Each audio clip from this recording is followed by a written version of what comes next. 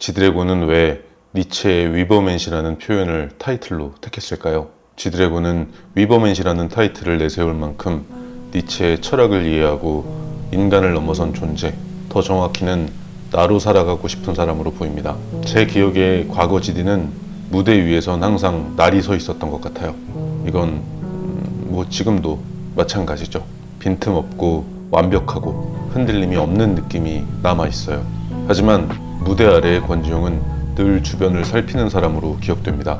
항상 많이 웃지만 뭔가 좀 겸손하고 굉장히 수줍고 언제나 말과 행동의 끝이 조심스러운 인상으로 남아있습니다.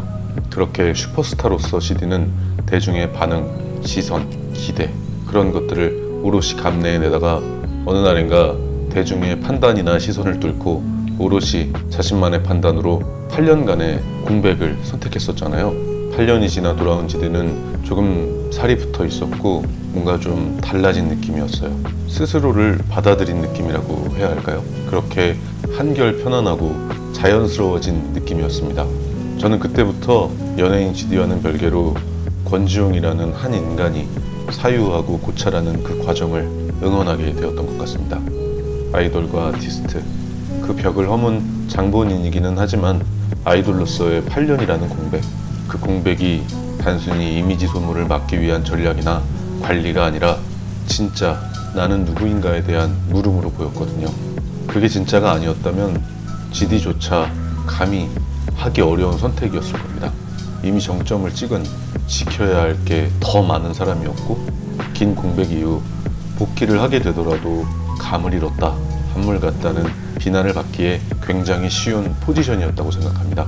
저도 사실 항상 진짜 나를 찾고 나답게 살자 생각은 하면서도 언제나 내가 갖고 있는 것과 내가 이룰 수 있는 것을 저울질하고 끝까지 놓지 말아야 할 것과 놓아야 비로소 시작되는 것들을 헷갈리기도 했던 것 같아요. 각자 그것의 우열을 비교할 바는 아니지만 객관적으로 그 낙차가 훨씬 클 수밖에 없는 지드래곤에게 기약 없는 공백은 엄청나게 용기 있는 선택이었을 겁니다. 그 공백 끝에 내민 결과물은 뭔가 더 또렷하고 성숙해진 모습이었죠. 그게 저는 굉장히 인상적이었습니다. 인기를 얻고 나서 자유, 표현, 예술 이런 포장으로 무분별하고 방탕하게 어떤 특권의식을 갖는 유명인들을 많이 보게 되잖아요. 저 역시 종종 현명함이나 현실적이라는 포장지에 쌓여진 어설픈 자존심이나 과도한 욕심에 딸려가며 나의 기준을 무너뜨릴 때도 있었지만 그 끝은 항상 후회가 기다리고 있었습니다. 그런데 그 정점에 있던 사람이 뜻밖에도 나를 찾겠다는 결정을 하고 8년의 공백 끝에 위버맨시라는 타이틀로 돌아온 그 자체가 충격적이었어요. 이 선택이 한편으로는 되게 감성적으로 보이면서도 동시에 굉장히 현명하게 느껴졌던 것 같습니다. 물론 그렇다고 그 공백 기간 내에 초인이 완성되진 않았겠죠. 다만 중심을 붙잡고 찾아낸 자기 삶의 한 구간을 작품으로 내놓은 게 아닌가 싶어요. 지디는 앞으로도 위태롭게 사유하고 흔들리고 다시 중심을 잡아가면서 더 깊어지고 진한 사람이 되지 않을까 싶습니다. 이건 우리 모두의 유한한 인생에 누구도 완벽하게 풀어내지 못할, 하지만 끝까지 매달려야 할 숙제 같은 게 아닐까 생각합니다. 누군가는 그 숙제가 있는지도 모르고 살 테고 또 누군가는 지레 풀 수 없다고 외면하겠지만 어떤 사람들은 그럼에도 불구하고 끊임없이 스스로에게 질문을 하고 답을 세워가며 살아가겠죠. 니체도 그랬습니다. 철학적으로는 초인을 외쳤죠. 도덕과 종교, 타인의 기준을 다 깨부수고 자기 기준으로 살아가라는 철학. 하지만 아이러니하게도 그는 가장 가까운 사람들 앞에선 한 번도 초인이 되지 못했던 것 같아요. 어머니의 사랑은 너무 집요했고 여동생의 개입은 그의 철학을 무너뜨렸습니다. 가장 가까운 관계 안에서는 철저하게 무너지고 늘 침묵을 택했는데요. 그 침묵은 철학이 아니라 단지 어쩔 수 없는 정서적 회피가 아니었을까 생각합니다. 니체의 철학대로 나로서 살아간다기보단 네가 없는 곳에서 살아간다에 가까워 보여요. 자기 분할한 감정이 얽힌 채로도 내 기준을 지키는 일이니까요. 관계 안에 머무르면서도 내가 나를 잃지 않는 힘. 니체는 그걸 하지 못했죠. 고립 속에서는 거듭 싸우고 충돌하며 이겨냈지만 결국 가족이 가진 영향력 안에서는 감정적으로 자유롭지 못했고 항상 내면적으로 괴로움이 남아 있었습니다. 그래서 철학은 남았지만 삶은 고립되어 버렸죠. 자기 분화는 초인 이전에 오롯이 내가 되는 첫걸음인 것 같습니다. 이걸 건너뛰고 자존감을 말하거나 자존심을 부리는 건 결국 껍데기를 얼마나 두껍게 둘렀느냐의 차이일 뿐이지 속은 여전히 비어있다고 생각합니다. 하지만 니체가 약하거나 비겁했던 건 절대 아니라고 생각합니다. 그만큼 이 싸움은 어려운 것 같아요. 사람은 생각보다 감정이나 관계 안에서 쉽게 무너집니다. 지난 영상에서 다뤘던 살해 F도 그렇고요. 쉽게 두려워지고 쉽게 합리화하죠. 아무리 큰 철학을 품고 있어도 가장 가까운 사람 앞에선 그저 무기력하게 연약한 자식으로, 무책임한 형제로, 무능한 친구로 돌아오게 되기도 하는 것 같아요.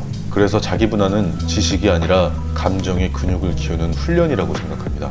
불편한 감정을 마주하고 견디고 넘어서는 연습. 타인의 감정에 기대어 연애도 결혼도 결정하려 했던 다 큰 30대 성인의 살해 F의 이야기도 그렇죠.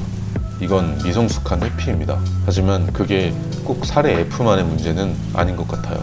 저 역시 상대를 위한 선택이라 착각하고 회피했던 적도, 이게 내 모습이라 착각하고 미성숙을 합리화했던 적도 있습니다. 돌이켜보면 감정을 회피하고 남의 기준에 숨은 순간들이 틈틈이 있었죠. 그게 반복될수록 감정을 마주하지 못하고 결국 어떤 선택도 못하고 남 탓을 했던 것 같아요.